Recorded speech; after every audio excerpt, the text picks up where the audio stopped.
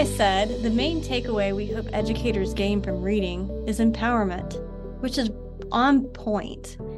Because the whole point is to empower teachers with this new technology. In this episode, I was fortunate enough to sit down with Amanda Fox. Amanda is the globe-trotting co-author of The AI Classroom, the ultimate guide to artificial intelligence in education. This is the #1 best-selling book on the topic on Amazon currently. Amanda is a lifelong educator, is passionate about the use of technology and, more recently, artificial intelligence to empower our students in their learning journeys. She also works with Curipod, CURIPOD.com. You can check them out. And for listeners of this podcast, a limited time offer. If you sign up for a trial membership and you put in Curicon, CURICON,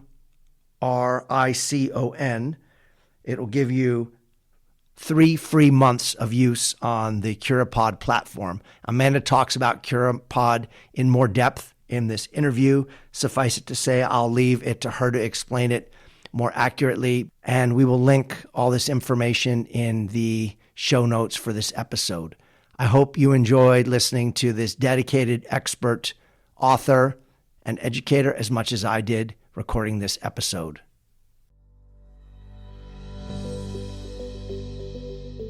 Welcome to the Superintendent's Hangout, where we discuss topics in education, charter schools, life in general, and not necessarily in that order. I'm your host, Dr. Sharetta. Come on in and hang out.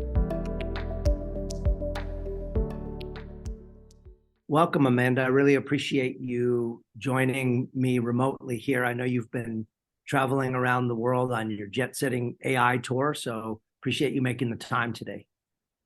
I'm super excited to be here. I guess I did just come back from Norway, which has been a wonderful experience. I got to hang out with the Curipod team, which I'll talk a little bit about Curipod later, but it's an AI educational platform.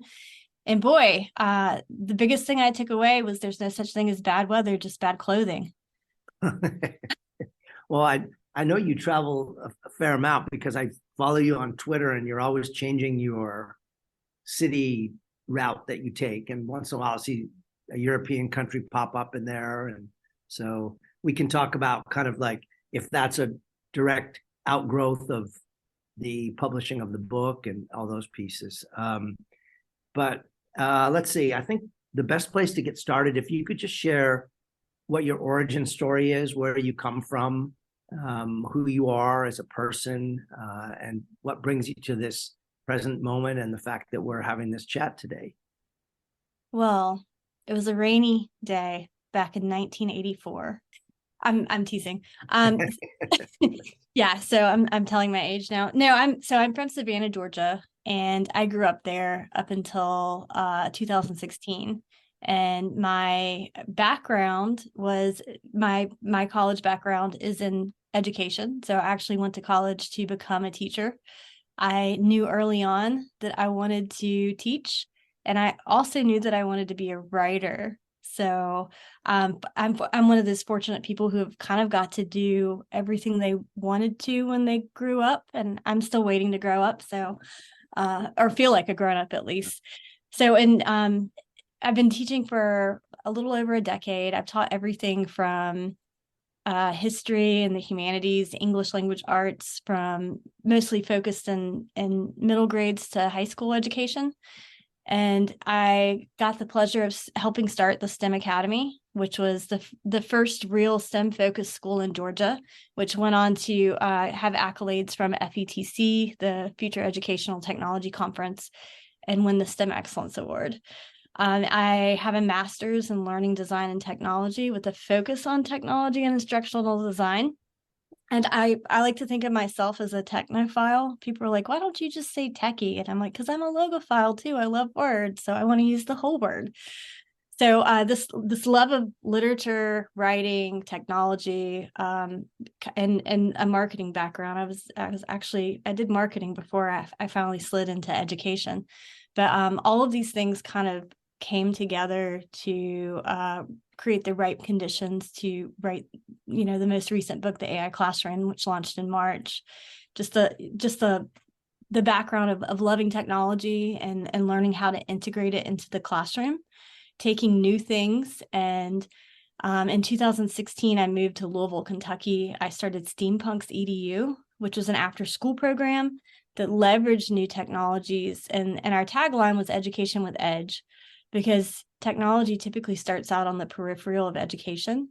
And my philosophy was adopting it early and figuring out how it fits into our pedagogical foundations and helps bridge gaps, create personalized learning, and engage students in authentic ways that build them ready for future-ready skills.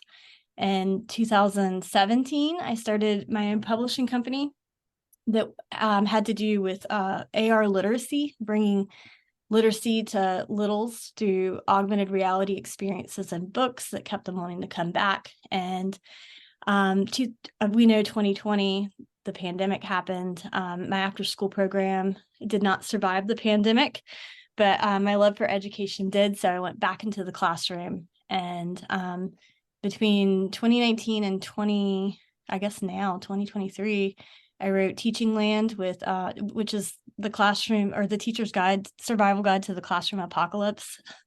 In 2019, which was about a virus that was about to plague the educational system and force us to embrace digital technologies. And I don't want to say I'm a soothsayer, and I don't want to be blamed for the pandemic, but I think I would have made more money off that book if I would have published it in 2020.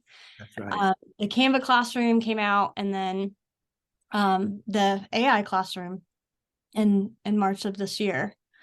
And that brings me to where I met you, which was at San Diego Q. So since the AI Classroom has come out, there's been a lot of demand for professional development around AI integration, AI adoption, and AI technology. Yeah, and I want to just thank our mutual friend and colleague Eric Cross for introducing us at San Diego Q, and you were very gracious in agreeing right away to come on the podcast. So I really appreciate that, and really enjoyed your session that you delivered at that conference as well. Can you share with listeners the process that you went through? I know you've authored 3 books, but focusing on the most recent one first, the process that you went through and thinking about and then bringing to reality the AI Classroom, the ultimate guide.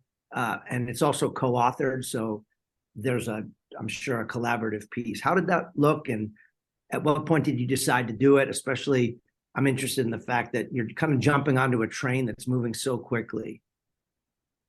It is. So November 2022, let's go back. October 2022, AI was kind of seamlessly and shadowily like integrated into our everyday lives. Like it wasn't a focal point.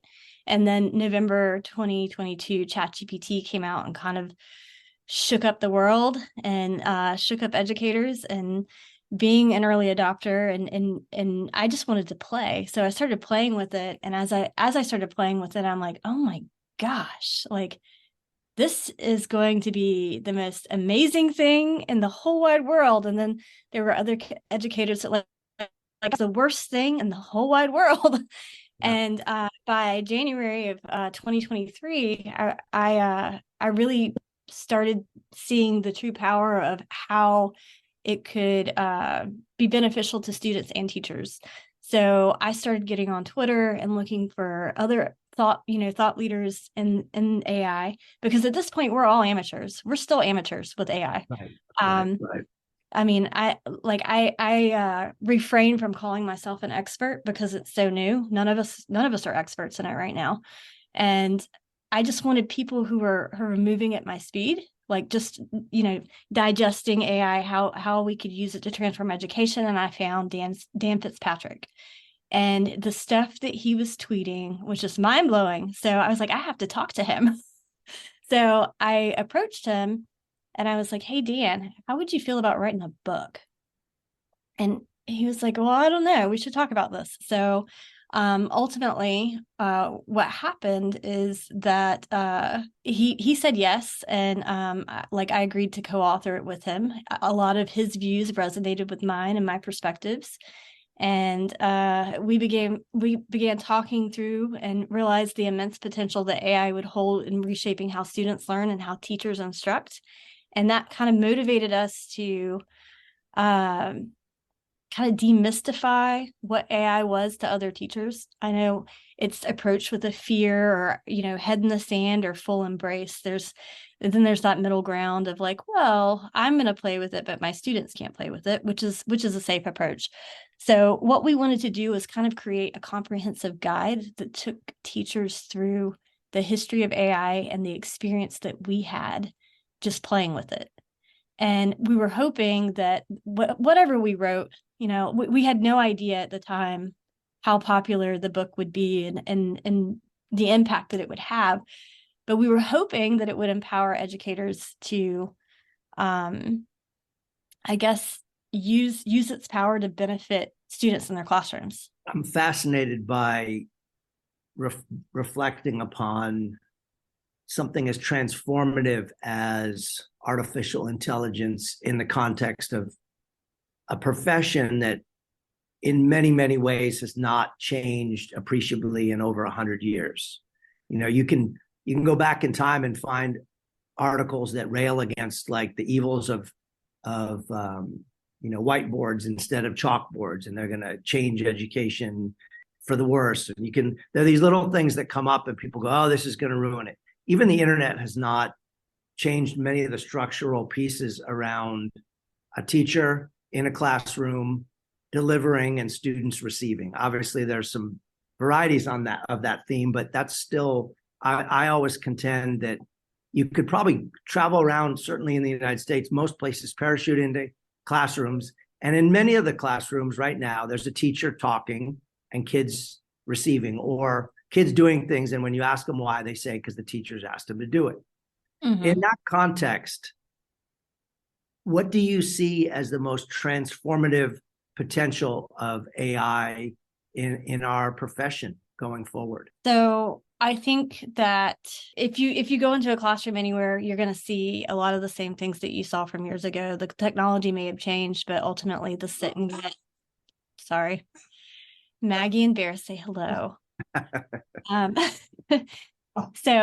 Yeah, Maggie's a little schnauzer who's very barky, and Bear's a 100-pound golden doodle, and they are a prime like example of how two unlike things can be besties and work together, like AI and education.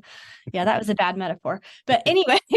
So AI is kind of revolutionizing the way we envision lesson creation. I would say personalized learning experiences for teachers, automating repetitive tasks, offering real-time feedback. And this is feedback to students. I remember being a English teacher and having 125 papers that I'd have to grade. And it's Friday and I had to have them done by Monday. I'd go by Trader Joe's, pick up a bottle of $4 chalk and start grading. And that was my weekend. So one of the powers or the transformative powers is if we look historically from No Child Left Behind, A Race to the Top, like accountability and high stakes testing has been an increasing weight that teachers have carried, prepping students, teaching to the test, and just, all the data that we have to collect, that we have to analyze. And now we have AI at our fingertips. And I know there are concerns with privacy, but for me, one of the greatest benefits that we have of artificial intelligence is the ability to automate these administrative tasks to get some time back. So a lot of teachers are, just traveling to different states and different countries. One of the resounding fears that I've heard is, oh, this is going to create lazy students. They're going to use AI to cheat, or this is going to suck the creativity out of humans. And I like to do a word cloud at the beginning of any of my sessions to kind of ask, what do they think about when they think of AI? It's all, and a lot of times it is a time saver that pops up. They think robots, Skynet, of course, but on the peripheral and smaller little subtext, it's like, you know, becoming less human, the cheating aspect. And I think that the most revolutionary aspect of it is when we start thinking about it in a way where AI becomes a collaborator, it becomes a personal assistant, and it just helps teachers with their workload. It's an interesting, it sounds like when you describe the three rough groupings of, early adopters, then you've got the middle, the cautious middle, and then you have the real safe folks. It sounds like that argument is good for probably the middle, right? The early adopters have already figured it out. It's good for the middle. What do we do for the folks who are like in the seventh inning of their careers and say, you know what, I went to school for this. I love my overhead projector with my whatever acetone sheets with my pen that gets blurry and gets all over my dress shirt every day. That's what I'm comfortable with. Screw the rest of you guys. Do you think that those people eventually, assuming that they just stay in that course and don't adapt at all, do they become pretty irrelevant in the educational conversation? So one of the most popular things that I hear is that AI is not going to replace teachers, but an AI using educator will. I want to take that a step further. I think this group of educators that is stubborn. They don't want to shift their pedagogies. They're like you said, they're in their seventh, eighth inning. I've had those teachers in my sessions, and they have light bulb moments, like when they really see the power of AI feedback in action. They're like, whoa, or when they see a lesson plan generated using a proper prompt and actually get them to get in and tinker. But those are the teachers that aren't going to necessarily explore on their own. They need a little bit of hand-holding. And for those teachers that want to grade 125 papers on the weekend, or do things the old-fashioned way, be the sage on the stage, my thing for them is those days are over. Information is at our students' fingertips. We're in a world where AI exists, and it's not that they're irrelevant. It's just that what are they offering their students? A lot of teachers say that, they're going to use AI to cheat, but I troll Facebook groups on AI looking for these comments because I like to read the banter back and forth. And one teacher, Mark Loudy, he posted, well, if a student can use AI to cheat through high school and again through college and then get a job successfully making six figures, then are we not cheating them by not teaching them future ready skills or how to live and work with AI in their professional and personal lives? And for the teachers who are being stubborn and who shift to change, I fear that sticking to their ways is almost in a way sacrificing opportunities and the ability to equip students for the life that they actually live in versus the life that those teachers grew up in. Yeah, that's a really good point. It's striking to me because I think the early thinkers on this believed that AI was going to start to transform society kind of from the most basic blue collar jobs up. So like it's going to do away with, long haul truckers and, well, manufacturing is often automated anyway, but the kind of jobs that you perhaps don't need a college degree for. But what's been so fascinating to me is to see that it's in our profession. And I have a friend who's a corporate lawyer and he uses ChatGPT every day. Not to press a button and then email the result off to one of his clients and charge him for 2 hours of work, but to do some of the heavy lifting around transposing notes that were taken in a phone call, that's the humans, into a letter, a draft letter that then he can turn around and further personalize and send off. And he just saved himself an hour and saved an hour of fees to the client. Like, to me, that just makes sense. I've been using AI. I actually put a disclaimer in my signature that this email was AI assisted. I use it. I just the amount of time it would take me to sit and draft an email, like it would take me 20 minutes to appropriately like go through, spell check it and everything. Now I type up like a paragraph of what I want it to say, who the audience is, what my role is, and the parameters of like give it, be a familiar tone or be a formal tone depending on who it's going to, and it drafts it for me. I go in and I edit the output and change some things around and send it off, and I'm done in like 3 to 5 minutes versus the 15 to 20. And oh my gosh, speaking of I guess crossing domains, my husband actually came and watched one of my presentations, and it was the world of prompt craft, and it was all about the prep and edit framework from the book.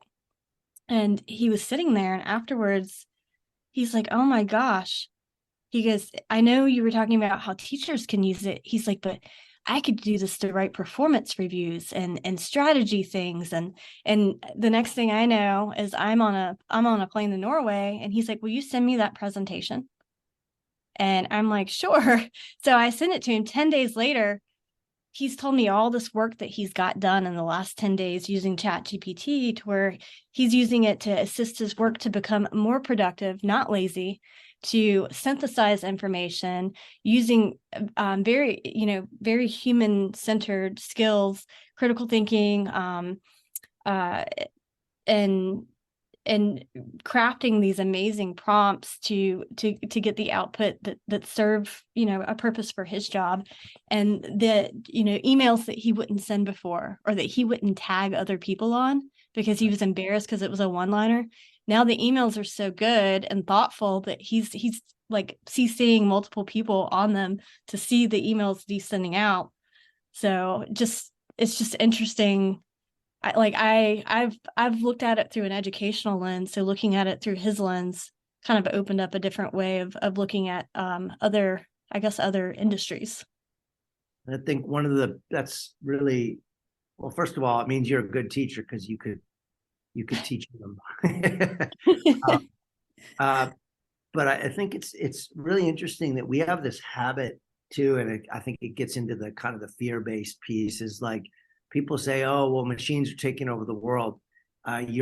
We have a habit of assigning human characteristics to something that's not human, and then getting freaked out by it when, Yep. no matter what happens, artificial intelligence will never feel true emotion the way that humans do. It may be able to deduce feelings of others in terms of what they have input, but it's not replacing any human, right? And I think the beauty of what you just described is now your husband's freed up to actually sit down with the people who he's done the performance review on and have a human conversation, instead of being so stressed because he's got 10 or 50 or whatever the number is of these damn things to do. And it's eating up all of his energy. Absolutely. And just, like if you think about the time that he's getting back to, where he can actually sit down at night at the dinner table with the kids, and he's not sitting at his desk till 8 p.m. like hammering these things out.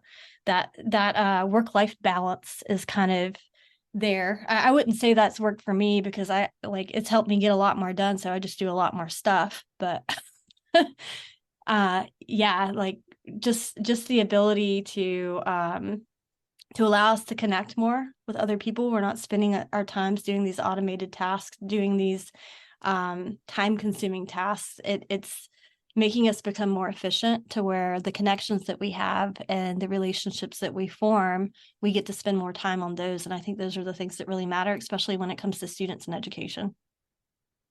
I think this will be a good time to kind of pivot into Curipod. I know that when you did your presentation at USD, you were very clear that was not necessarily like a sales pitch for Curipod, but it's a super powerful platform. And so perhaps you could share what your role is with with this enterprise, and then also why it's got you so excited?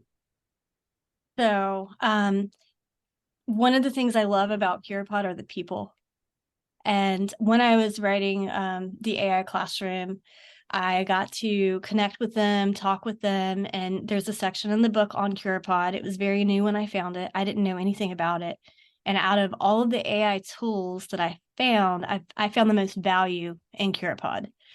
So in June, they told me they were hiring, and they kind of mentioned, Amanda, we want you. And I'm like, no, like, I don't think I can do that. Like, I'm with Teacher Goals, and I'm doing book publishing, and I just don't think it aligns with like where I'm at. Well, the more I talked to them, we did Week of AI, which was this week-long virtual conference where we had multiple educators come in and just talk on different topics in AI, different tools. I got to talk with them more, and then I met them at ISTE in June. And by August, September, I was playing with it more, and like I was more excited about playing with CuraPod and building stuff than I was what I was doing. And my heart's always been in ed tech. And finally I went back to them and I said, hey, consider this my interview. And they're like, okay. And 2 weeks later, they told me I had the position. So CuraPod is an educational platform that uses AI. So they're not an AI platform. They're very, very, what's the word? Clear about that? They're very, very About it? forward about saying they're not an AI platform. They're an educational platform. And they're a lot like, for listeners, if you've used Nearpod or Pear Deck, they're very similar. So it is a tool to help teachers generate engaging lessons with good content, and assess students, and collect data to see where students are in their learning, and understand what needs to be retaught, or just get a pulse on where each student is in the classroom.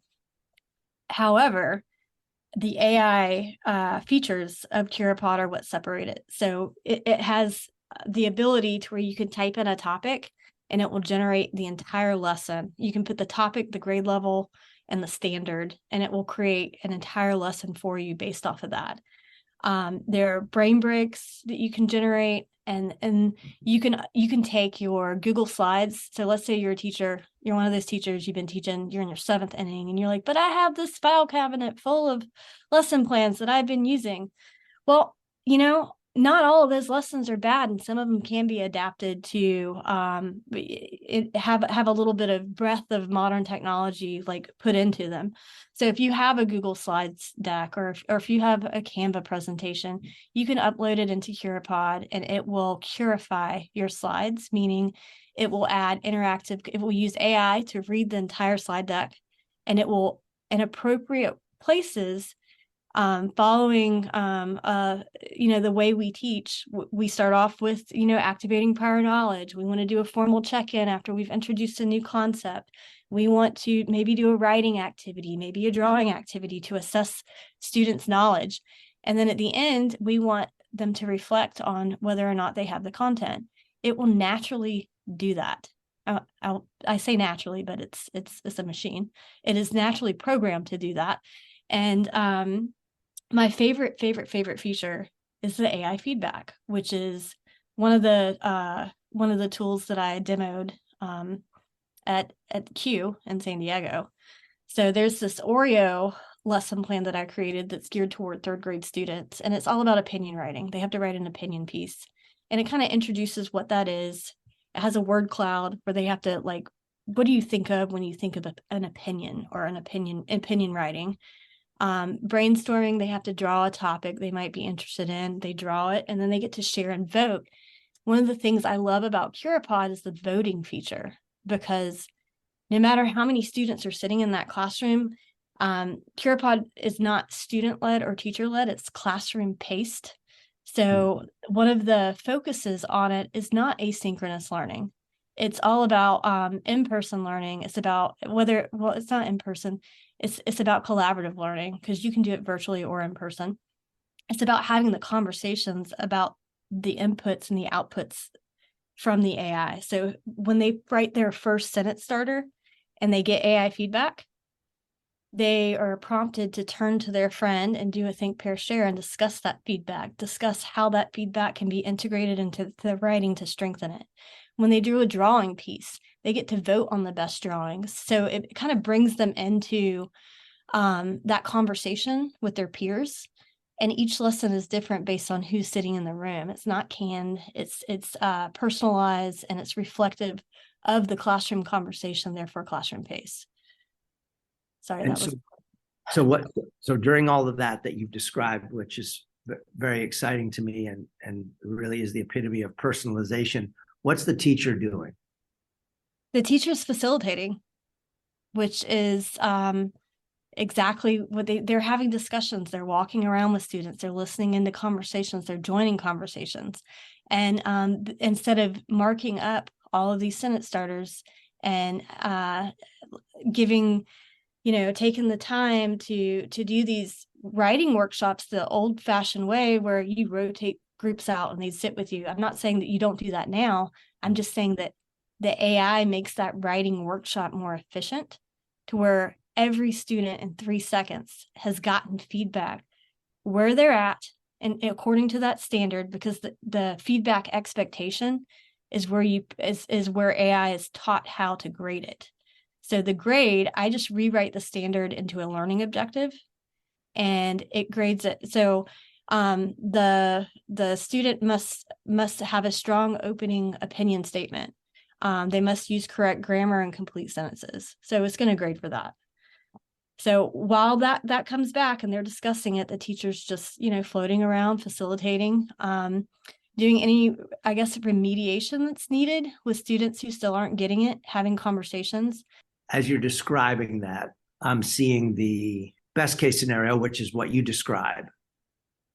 And then I'm seeing what could and probably is happening, but also happens, by the way, with just having internet in the classroom and the myriad of either instructional or distracting websites, depending on how you characterize them and how they're used, that already exist.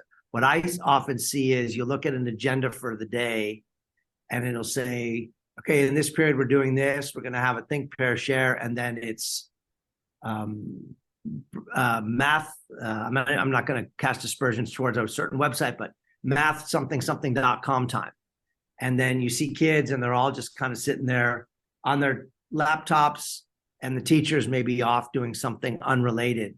I guess filling that gap, right, is really where the training and the orientation comes in that should be able to keep teachers, no matter where they are in their careers, engaged, right? Because you're going from being a curator of the knowledge that you're depositing in kids, which is a one-way conversation, to facilitating the use of powerful tools that are in, and those very tools are interacting with each kid differently depending on the inputs. Am I getting that right? That is absolutely correct. And as you were mentioning earlier, where we have the early adopters, we have the middle, and then we have the stubborn, ostriches. They put their head in the sand and they don't want anything to do with it. That's kind of like how our classrooms are structured in terms of our learners. We have with the cheating metaphor, I have a GPS system of a car that hits every stop sign that is a standard and it gets to the destination, which is the project. And that's if they're on grade level. And my metaphor is I have kids who take that car into last year's standards. They do all of this with AI. It allows us to differentiate that feedback and really, provide support to the students who need it. And there's just multiple levels of students in the class. And when I was teaching, for example, I had a student who was a gifted writer, like super, super gifted. And I was doing one-on-one, writing where I'd read through and I'd like go through their sentence structures and I teach them how to make better compound sentences for coherence and also readability. And this one student I had, Eleanor, she was 7th grader. She'd always just gotten an A on her paper. They just put an A on there. And I went through and I spent a good amount of time with her going through the first 3 paragraphs, and I'd move on and go to the next student, and it'd take me a week to get through a whole class. This does it in 4 seconds. But Eleanor, who just got that A on her paper, when I actually spent time to give her constructive feedback, she got teary-eyed, and she's like, Miss Fox, she's like, I've never had a teacher sit down with me and teach me, model how to do this. And she's like, they've just given me A's. And I was like, I kind of thought about that. And I'm like, wow, like sometimes we spend so much time teaching the standards to the middle, remediating the kids who are behind, that our gifted students, our students who are above grade level, kind of get left out. And the beautiful thing about AI in this aspect is that it pushes every student. It gives suggestions. It gives room for improvement and suggestions, no matter where they're at in their writing capabilities or their comprehension. So the ability to hit all the diverse learners that are sitting right in front of you at the same time, to me, was just a wow factor. And I think, and that's a perfect example too of where the fact that artificial intelligence is entirely artificial and does not have biases that may shift from moment to moment. The whole discussion about whether the world's biases or discriminatory thinking is programmed into that's a different thing. But I'm just talking about, like, it's going to grade Eleanor the same on a Monday morning as it does on a Friday night at 11, because it's not tired. It's not a half a bottle into Charles Shaw either, right? And it also doesn't know that Eleanor's parents are active on the PTA either. That is correct. That's something I've noticed. Like, my daughter's a junior in college, and I noticed that it seemed like even just over the years that she was in high school, this is not to criticize her high school, she had a great experience, but she very rarely had to write anything long form. And by long form, I would characterize it as like a research paper of 5 or more pages typed, let's say. And I get why. Like, for some teacher to have to read that and read multiple drafts of it to really do it well, like, and it's not UCLA where you have teaching assistants doing your reading for you. So I think then they just default to either something short or something really formulaic. And that's, people go, oh, well, AI is going to make, writing just be so generic and bland. And I go, well, if you really look at what gets rewarded right now in student writing, 5-paragraph essay. Yeah, it's whatever. What do English teachers say? Claim evidence, whatever. There's the three. I'm embarrassed. I don't even know, but it's all formulaic, right? So after a while, they all kind of start sounding the same. And then you go, okay, are we going to get a Gabriel Garcia Marquez or a John Krakauer or whoever your author is, who when you read them, you go, damn, like I aspire to write like that. Are we ever going to get that from AI? Questions open, but we're not really getting it from the way we teach kids to write in school, with humans teaching it. No. Eleanor was a prolific reader. I think, again, those critical thinking skills, being able to understand style, to be able to break down what we're reading in terms of figurative language, why it works and how it affects an audience. Those are skills that we're going to continue to have to teach. But AI is getting to where it can emulate authors. If you put in a style of author and you ask it to write something in that style, I mean, I got a great Beastie Boys rap. I've had it write things in the style of Edgar Allan Poe. But still, in order to get that output, I had to put in the parameters. I had to understand the structure of the text. This text has internal rhyme. It has alliteration. These things have to be kind of put into the prompt to get the output that is close to simulating the style of the author.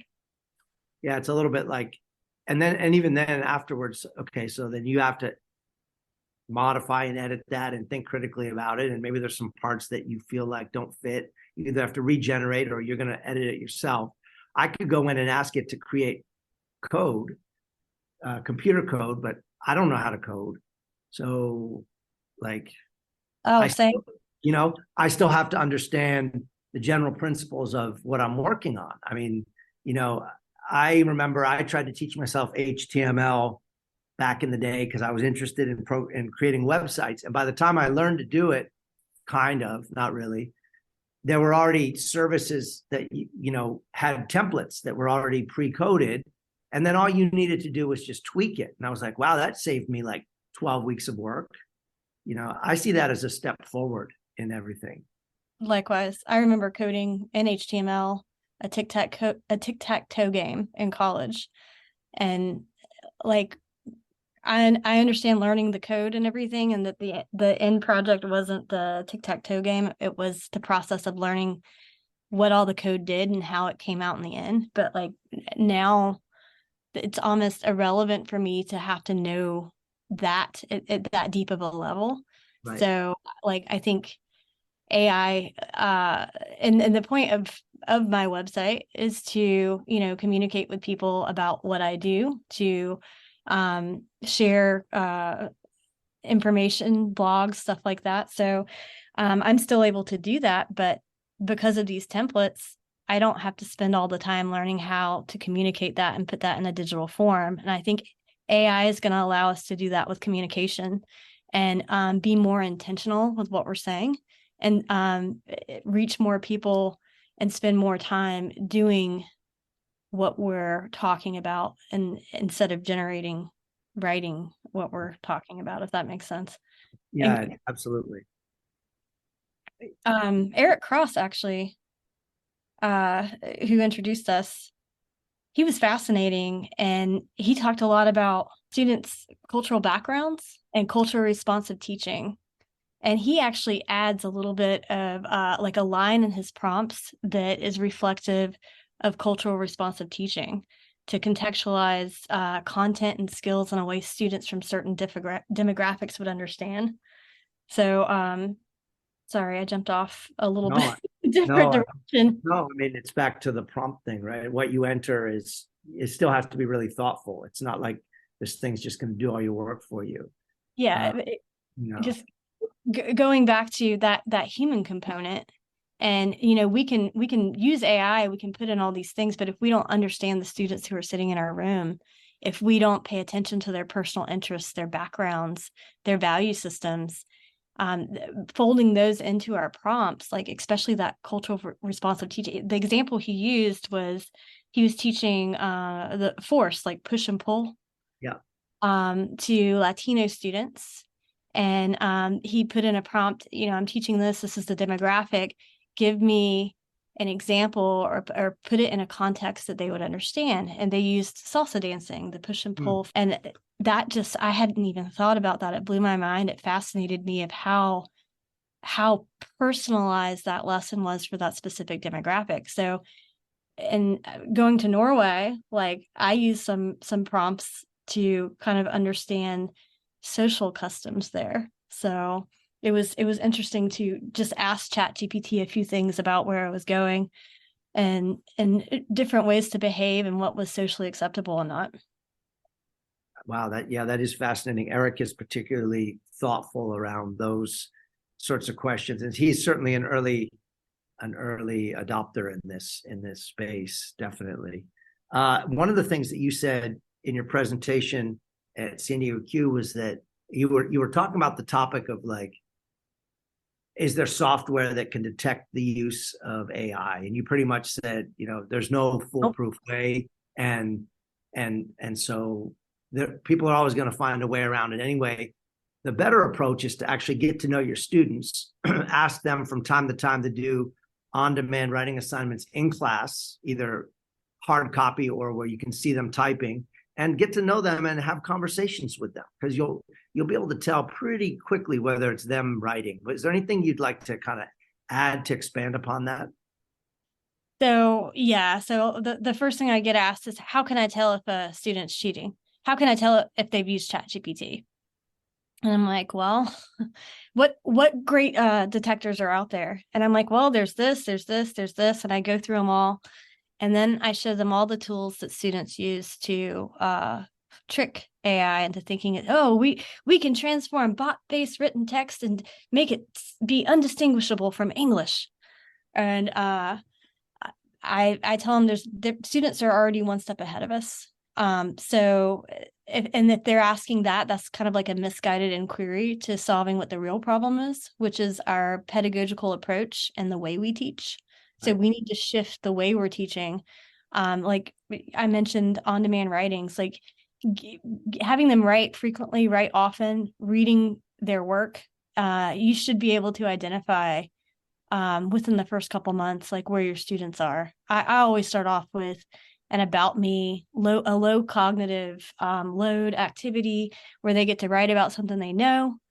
And immediately I'm able to kind of get a pulse or a baseline of where they're coming from, where they're coming in at. And shifting some of our strategies from, single or individual projects or writing papers to more project-based learning, collaborations, hands-on. And this is really the foundation of what good pedagogy is anyway. I think AI is just going to be a catalyst that kind of shoves more of the population of teachers into that direction, or at least I hope. I do this kind of thought experiment. It's somewhat conniving, I guess. So this is my 30th year in education, and I remember when we used a chalkboard. And then we used whiteboards, and that was super cool. And then we used eventually these projection things. And then, I remember the first time I had computers in my classroom, and they didn't really work that well and whatever. And now we're where we are. And over the years, it's become a non-negotiable to have high-speed internet access and reliable Wi-Fi at all times for teachers and students. That's the baseline. That's like clean drinking water. And so I wonder sometimes what would happen if in schools all around America, we shut off the internet forget about a day, just like an hour or two.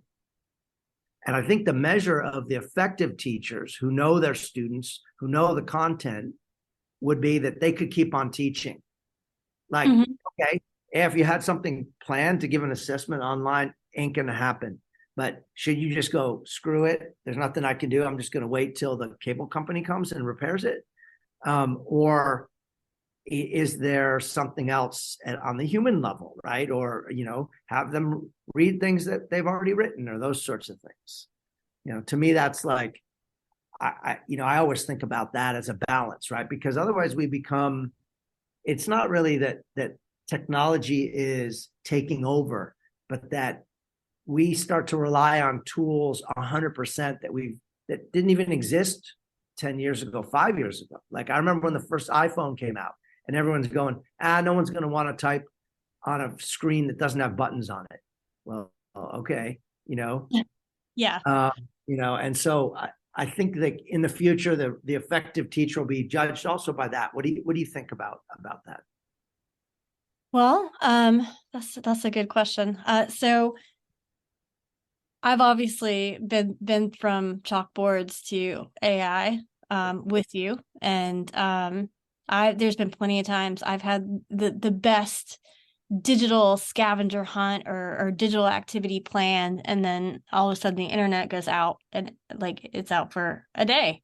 So like you said, it causes you to pivot, and we have to adapt to relying on the human resources in the room, which are our students, and still being able to teach that standard or teach that skill. I think all skills can be taught without internet. It's just like you said, there's a lot of teachers that don't know their content. There's a lot of teachers that rely too heavily on technology.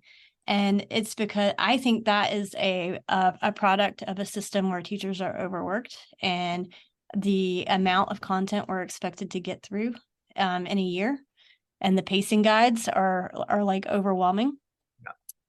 Which allows, internet has enabled us to get through all of this, but at the sacrifice of us truly being experts of our content, unless we've been teaching for the same content for 5, 10, 15 years. And I don't know about you, but I've changed grade levels and content areas almost every year I've taught. So I'm a jack of all trades and a master of none when it comes to content. I relied heavily on, so the last year of teaching, and my in 2022, I was partnered with someone who had been teaching history for 30 years. And this was my first year teaching American history. And I had all the cool tech stuff, and I had figured out how to use it to disseminate information and to assess students in fun ways. Maggie's not liking this question. But I didn't know the content. So the two of us would pool our classes together, and I would we would collaborate and play to each of our strengths and create these kick-ass lessons that leveraged his amazing, his name was Paul Vale. He's here in Louisville, Kentucky. His amazing content knowledge. We would stay at school sometimes until 7, 8 p.m. and he'd lecture to me on he'd give me the lecture and draw the diagrams on the whiteboard, and then I'd look at it and envision, well, Manifest Destiny, we can have them play Oregon Trail and then make their own video games, from the perspective of the marginalized voices during our trek to California. And he's like, I don't know how to do that. I was like, I'll take care of that. But shifting forward to internet, I think it's become a tool and a superpower that sometimes when taken away, it feels like kryptonite. Right. I don't know if I answered your question, but you did. You did. Elaborated on it. No, you did. You did. Yeah. My question, every time I bring it up with my staff, people look at me like I'm crazy because they can just envision. They're like, why would you even want to entertain that idea? I go, because I like thought experiments. So you mentioned marginalized voices and I'm not sure what the school district makeup is where you teach, but obviously all across America, a high percentage of students are underprivileged kids, come from families really in precarious financial situations, et cetera. How do you envision the digital divide in the context of AI? Like, is this going to be something that in 10 years, a white middle-class kid who's now a professional has been seamlessly using these tools since they were 12, 13, and this is just second nature to them, whereas a student who is born into a very different family background and socioeconomic background will not even be starting, or I guess there's that. And then how can we make sure that there's equity? That really depends on the schools and the districts that are adopting. I think those that aren't adopting AI, they're the ones that are going to be reactive instead of proactive, which I think we're all kind of being a little bit reactive at this point, because technology, it hits and it hits fast and it changes the world overnight. There's this video on the internet, and it's students on a stage and they have a curtain dividing them, and you have one group of students that have textbooks and you have one group of students that have the internet and computers. And there's a panel, it's like a trivia game, and there's a panel of people up in the front. They can't see on the other side of the curtain. They ask a question.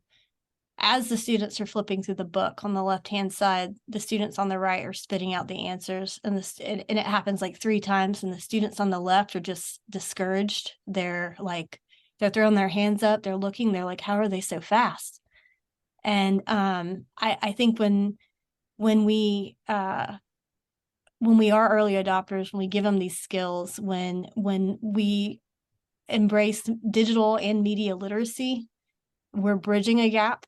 I think AI is so when I was in San Diego, I got the opportunity to have dinner with the former he worked for Google, and he's the former CTO for MySpace. And he's developing U.AI, which is a platform that allows just about any teacher, any person to go in and build an AI-powered anything. It could be a parenting guide of you can put in your kids' names, their information, and then you could put in a context of what a situation is, and it'll teach you. I think one of the things that he said that resonated with me is we've always talked about personalized learning and personalized education. And now we have the power to disseminate it and democratize it for the masses, where before it's been a struggle of how do we do this? Even when I was at the STEM Academy in 2014 with iTunes U, we had these lessons and these units, these amazing problem-based units that we had designed that they carried in their pockets. But that personalized tutor, that personalized chatbot, these tools that are programmed specifically for students' individual needs, their accommodations, I think the future is going to be a future where that becomes normalized and ubiquitous.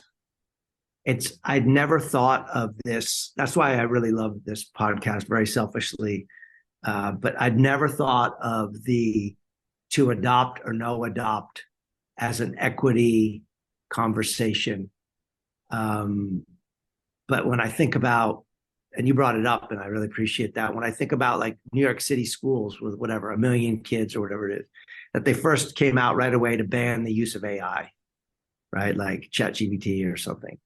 And then they reversed course, and we've seen that around the country. And you go, oh my God, in a district with that much disparity, right? Where you've got kids from millionaire families all the way to really living in tough situations. Like the rich kids are going to get it anyway. They're going to get it on their iPhone 15, right? And so they're exposed to it. Their parents use it in their law office. So the school may ban it, but they're going to get it anyway. And whereas other students in more precarious situations won't.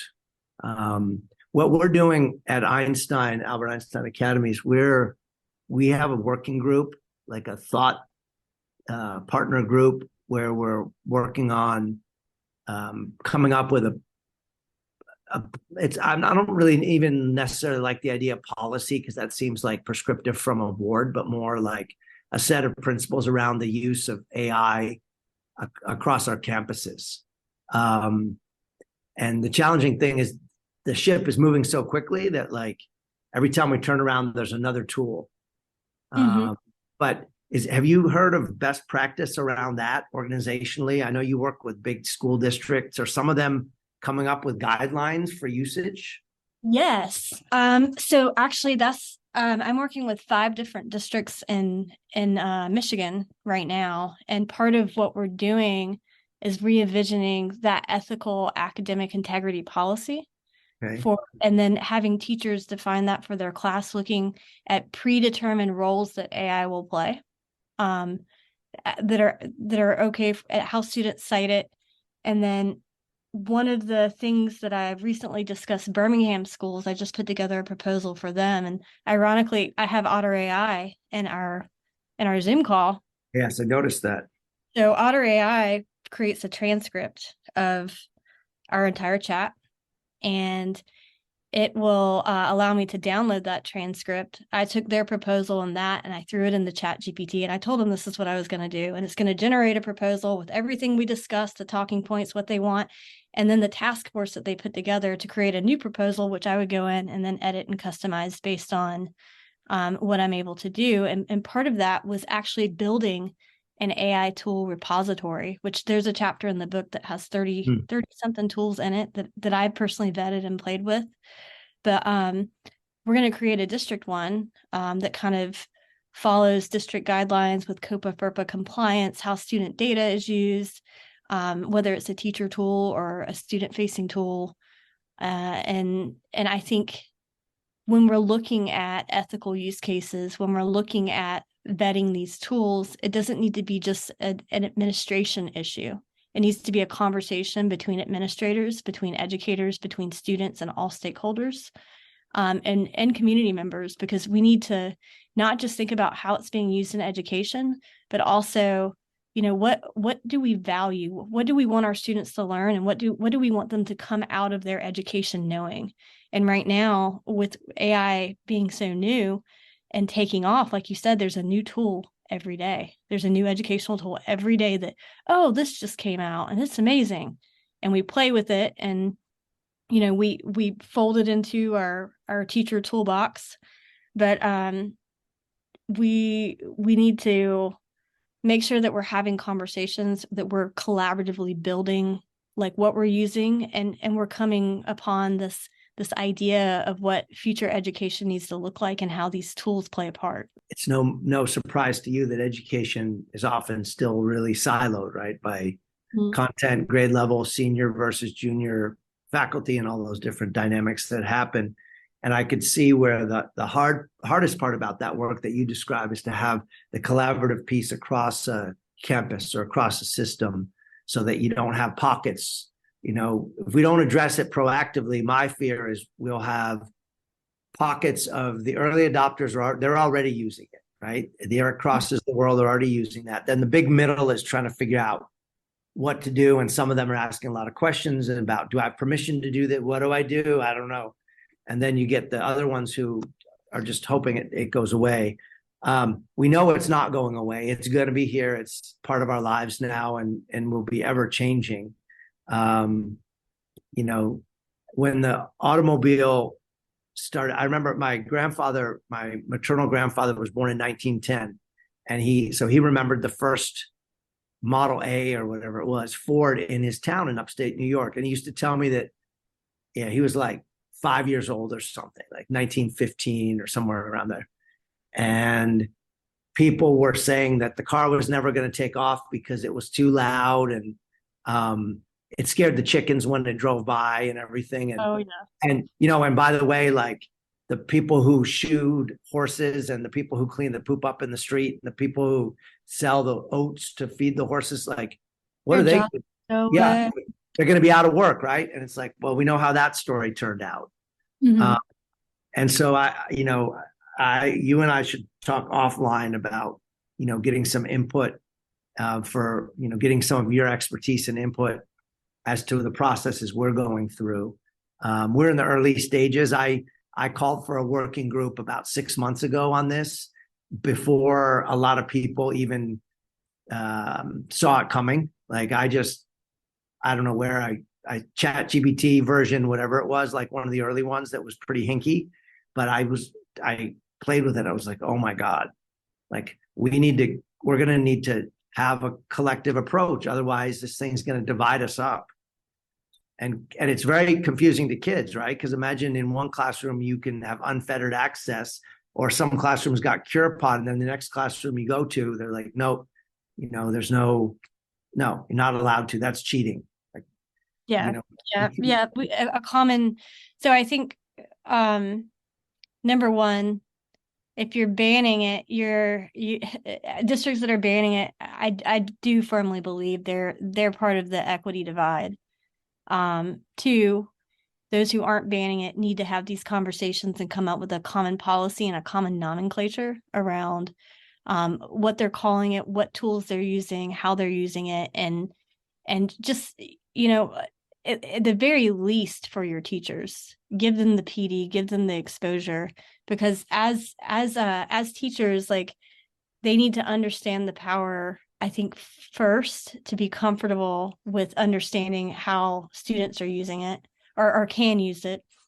And then you have teachers that like, oh yeah, ChatGPT wrote all my lesson plans and did this, and this, but no freaking way. My students can't use it. That's cheating. It's like, okay, like. Are you seeing, and I don't want to put you in a difficult spot, are you seeing situations and contexts around America and perhaps internationally where teachers unions are pushing back on the concept of AI, thinking it's somehow going to replace adults?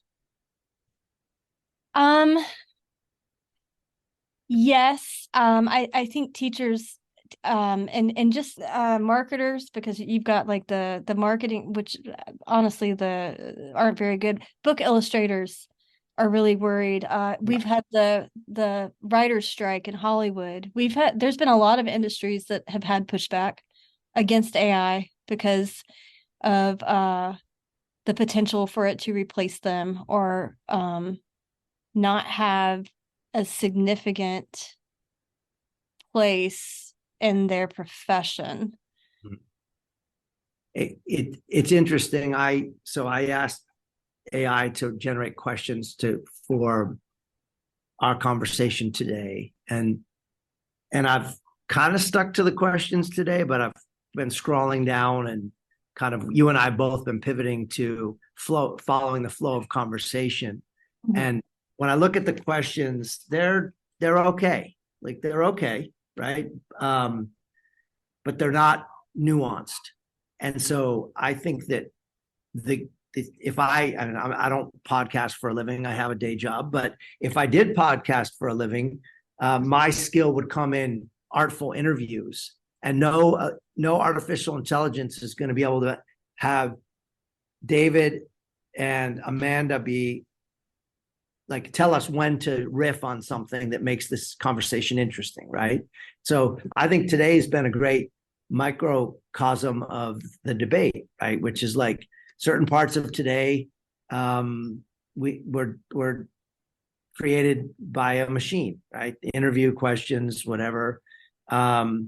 We could be having a transcript of our conversation, and Chat GPT would summarize it into 200 words or whatever. Okay, that's useful, but it doesn't really get to the heart of the conversation and the nuance and the expertise that you bring to the table, and your wonderings and my wonderings. And I think this is how it's going to be in the future. You know what?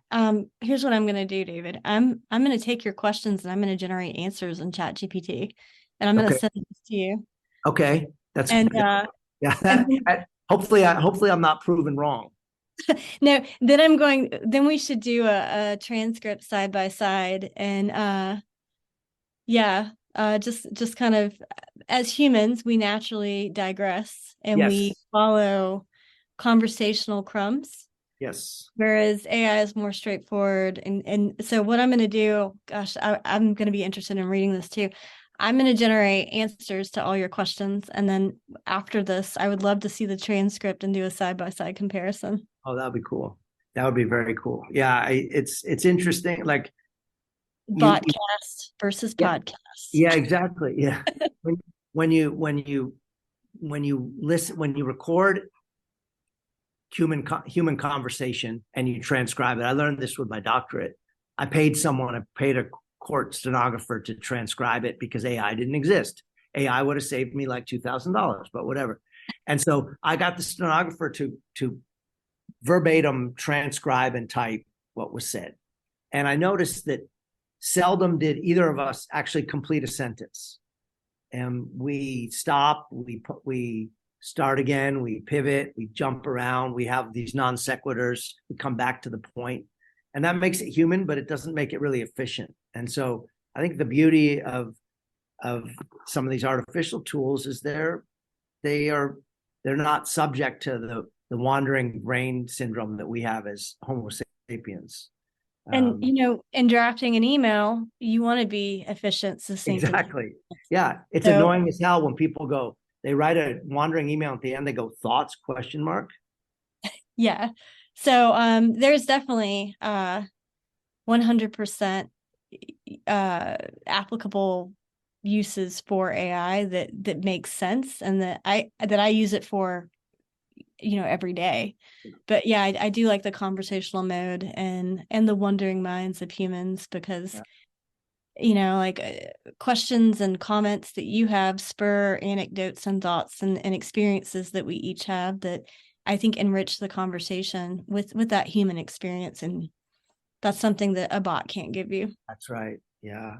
I just have a couple more questions, and I've really appreciated your time and your generosity, especially because you're probably wondering what time of day it is in your brain, because you've been traveling so much. It is 12:13 in Norway AM. So I'm still on that time. Oh, so you're about to, but then where you are right now is only like 6 something. It's 7:13. Yeah. Yeah. Is there anything that I've missed in today's conversation that you would like to add for the listeners? I will have information about how to follow you on social media, where to obtain your books, the Curipod. I'm assuming folks can just go on. I think that they have like a trial membership. How does that work? They do. They have a freemium that's pretty awesome. you can use the CuraCon all caps promo code to get 3 months free of CuraPod Premium. And you can find me at Amanda Fox STEM on Twitter and the AIclassroom.net for more information on professional development and just, I'm hoping to get my blog up and launched. And I've already written like 5 or 6 AI assisted. But yeah. That's awesome. Thank you so much for sharing. So you can be an expert in the space, but we're all novices as well, right? Because it seems like it's just been sprung upon us. We know that artificial intelligence has been working behind the scenes for a long time, like auto, lane correction and all those things in cars, and Siri, Alexa. Yeah, Siri and Alexa. We've been teaching them even the CAPTCHA, those annoying. Is this a tree? Is this a lamppost? My example is this a chair? Which apparently I got wrong, and I failed the test of humanity that day. So they've been doing that for a long time, right? So it's only with the advent of like a ChatGPT and it's kind of thrust to the forefront. But really exciting times to be in. In preparation for today, I was trying to think back to my first exposure to technology and education, and it makes me chuckle because I was like, I don't know, we're talking probably late 90s, like 96, 97. And I went to a workshop at the County Office of Education, and the topic was using the internet in education. And literally we sat in the computer lab, because that's what we did in those days, right? We all had computer lab. Well, we didn't have one, but the county had one. And they showed us how to enter the URL and the difference between whitehouse.gov and whitehouse.com, which obviously one is the government. And, yes, one is the government and one is an adult content site. And I remember like you had to type in the URL, you have to like www. whatever. And God, how far we've come in that amount of time. And that's whatever, 20 years or so. My first experience was in first grade. As a student, I got to play Oregon Trail. We had one computer in the classroom, so one of us got the pleasure of dying of dysentery at a time. By the end of a month, we all got to experience it.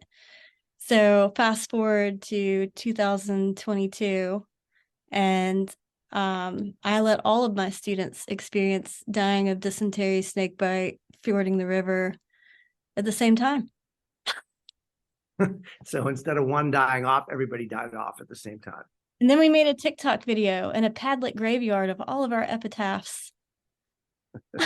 Yeah, it's an interesting time, and who knows what it's going to be in another 20, 25 years. But I've really appreciated our conversation today. And is there anything you want to add to this conversation? Then I have one last question for you. Is it the lastly, what's the main takeaway question? Well, I was going to ask you the billboard question. Oh, okay. Well, I'm gonna do the lastly, what's the main takeaway you hope educators will gain from reading the AI classroom, and I'm gonna let ChatGPT answer it for me. You're going literal. I'm going like I'm a middle-aged man with attention deficit issues. You're going like literal. Okay, what's AI say about our last question? AI said the main takeaway we hope educators gain from reading is empowerment, which is on point. Because the whole point is to empower teachers with this new technology. We want educators to feel confident in integrating AI into their classrooms responsibly and effectively. By providing practical insights, real-world examples, and ethical guidelines, we aim to equip teachers with the knowledge and skills needed to navigate the AI-driven future of education. Ultimately, we hope this book inspires a new wave of innovative, student-centered teaching practices that leverage the full potential of AI while preserving the essence of human connection and education. Good job, AI. Did AI really wrote that whole thing? It did. It did. I give up. I give up. Wow. Okay. Well, there you have it. You've got the author, the real human author, and then you've got AI, and so really appreciate your time. I have a question to close out today's conversation that's not on the list. So you have the opportunity to create a billboard on the side of whatever your local freeway is there in Louisville. And you get to have a billboard that tells the world about the potential that you see to help kids learn through the use of AI. What does your billboard say as people are flying by at 70 miles an hour? What does Amanda's billboard say? I would say dream with me. The best leader I ever had was my principal at the STEM Academy. And he always, he got to pick his staff and hire everyone. And it was just the most amazing group of educators I ever worked with. And one of his questions was a blue sky question. He'd ask people, what does your ideal classroom look like? What would it be equipped with? What would you put in it? And it was just to see that people could dream. Mm. And he said, Amanda, always surround yourself by people who are willing to dream. Mm. Because if they share the same dreams and they dream with you, then they can take the leap to reality. So dream with me. Wow, that's a really appropriate conclusion. You surprised me. I didn't think that was going to be it. I thought you were going to go AI. So it's a fundamentally human response, because we know that only humans dream, right? So thank you so much for your time. Thank you for having me on.